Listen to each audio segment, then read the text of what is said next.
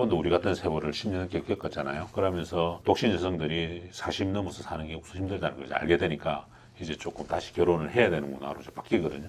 우리도 빨리 그런 사이클이 돌아와야 되는데 한국 여성들이 빨리 한국 남자하고 결혼하는 그런 사이클이 빨리 와야 되는데 몰라도 모르겠어요.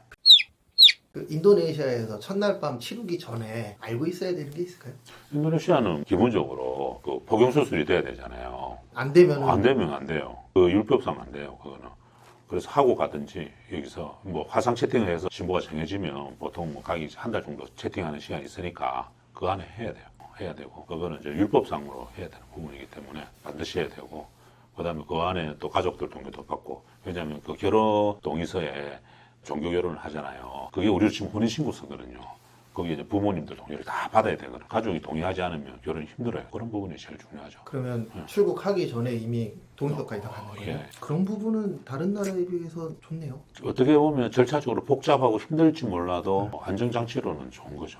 대신에 이제 신랑이 많이 바뀌었을 때 힘들죠. 이거 이혼도 해야 되고 이제 막 복잡해지는 거죠.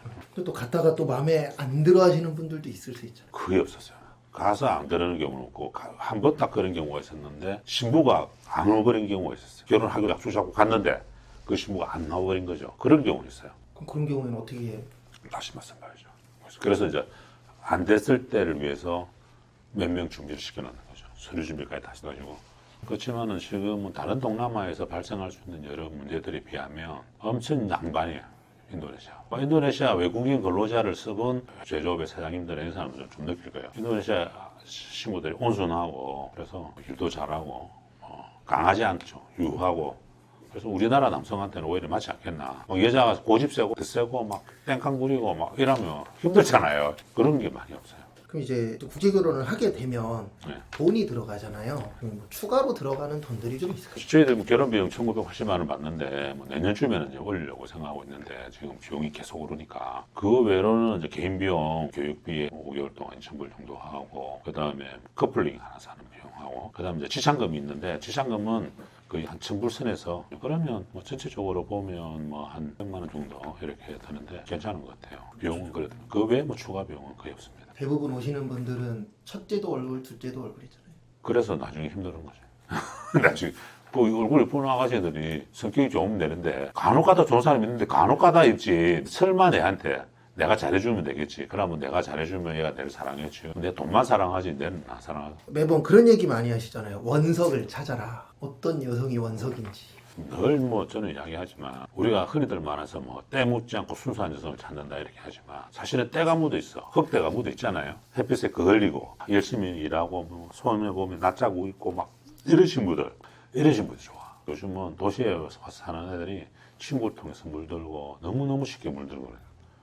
그러니까 지금 내가 느끼는 이 국제결혼 시장은 한 해 한 해가 틀려요. 한 해 한 해가 틀리면서 신부들은 너무 많은 선택지가 있어요. 그래서 여기 아니면 절로 가면 되지. 이렇게 생각하기 때문에 신랑이 옛날처럼 뭐 내가 낸데 해갖고 될 일이 아니에요. 그래서 선녀와 남편 같은 그런 마음으로 살아야 되는데 뭐 이쁜 여자 데리고 가서 정말 뭐 자기가 그 여성의 마음을 뺏어서 사랑을 받을 자신이 있으면 되지만 그렇게 못하면 내가 생각했던 것보다 훨씬 큰 충격을 받고 이혼해야 되는 상황이 벌어진 거예요. 그래서 그 선택이 맞선에서 신부를 선택하고 하는 게 국제결혼의 99%라고 나는 보거든요. 국제 결혼의 현실이 어떻게 보면 나이 차이가 날 수밖에 없잖아요. 그렇죠. 몇 살이 가장 좋다라고 생각을 하세요? 내가 볼 때는 한 띠동갑 정도가 제일 좋아. 10살에서 15살 사이. 어쩔 수 없이 나오시는 여성분들이 어리시다 보니까 띠동갑이 넘어가는 경우들도 많죠. 많죠. 특히 이제 베테랑 같은 경우에는 고등학교 졸업하면 22살 오잖아요.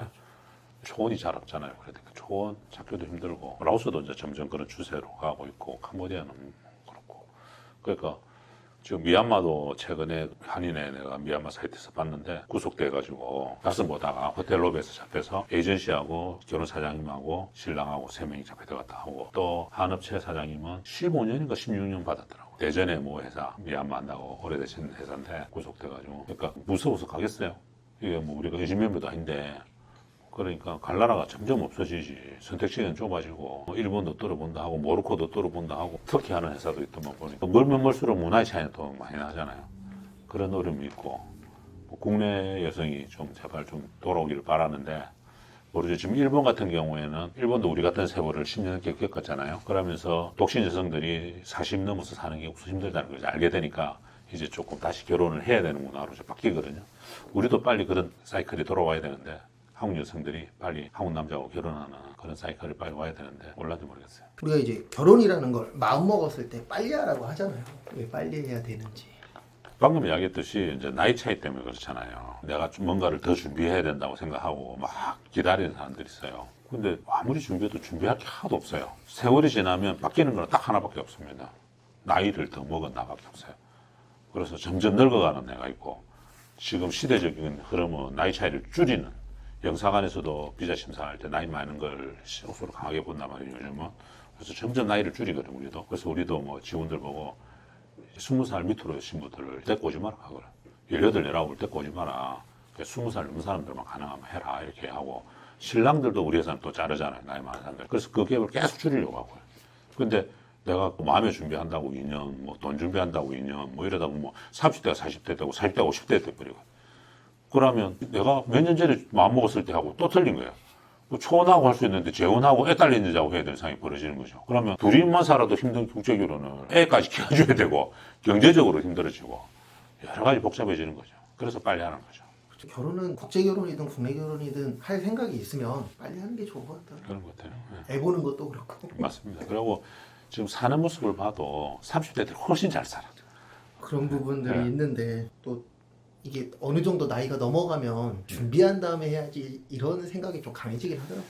그러니까 뭔가를 준비한다는 사람들이 어떻게 보면 용기가 없는 거죠. 당장에 뭔가를 하기에는.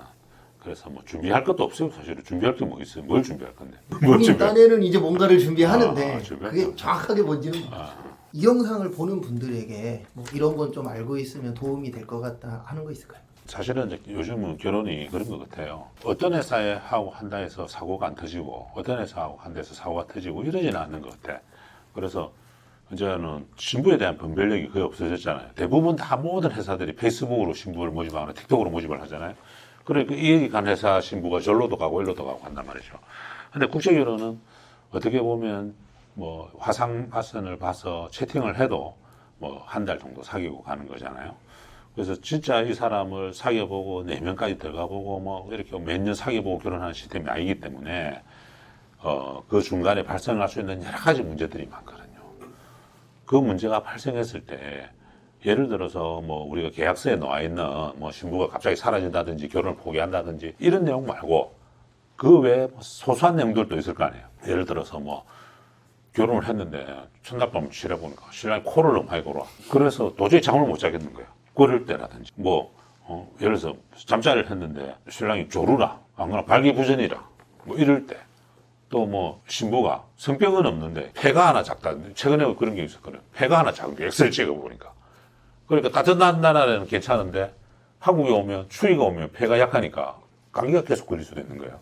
예상하지 못한 문제가 발생했을 때 그 업체가 어느 정도 꼭 뭐 법적 책임이 아니더라도 이 업을 진행하는 그 업체로서 도의적인 책임이라든지 뭐 양심적인 책임이라든지 이 신랑을 그냥 돈을 버는 대상이라고 생각하는 게 아니고 이 신랑의 결혼을 우리가 같이 간다는 입장에서 보면 같이 고통 분담해 준다든지 같이 의논해서 이게 어떻게 솔루션을 만들어낸다든지 이런 것이 되는 회사들이 필요하다고 생각하거든요.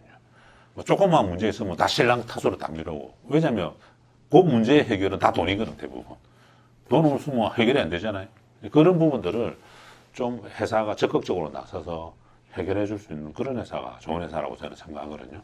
문제는 택시기사도 똑같잖아요. 예를 들어서 내가 택시를 탔어. 택시는 다 똑같아.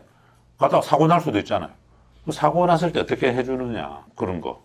그 다음에 뭐 가다가 우리 잠깐 어디 들렀다 가자 했을 때 그때 어떻게 친절하게 해주느냐 뭐 이런 것들이잖아요.